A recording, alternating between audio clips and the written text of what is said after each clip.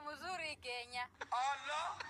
Wewe sasa ukitaka kufuta mwanamke, omba tu Mungu asikue mwenda wazimu. Kwa tuna akili hata 2% ndio 98 tumia yako. Juu wanawake wangekuwa wazuri hata Yesu wetu angeoa.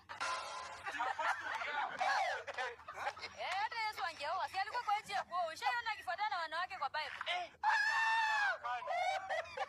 Hakuna. Yesu pia alijua wanawake ni washenzi na ni wajinga na ni wapotofu.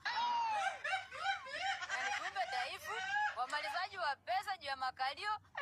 Ndio maana kwa Yesu alianza kuavoid wanawake kuanzia kwa disciple. Hakuna mwanamke alitembea naye. Yesu alijua wanawake ni kina nani.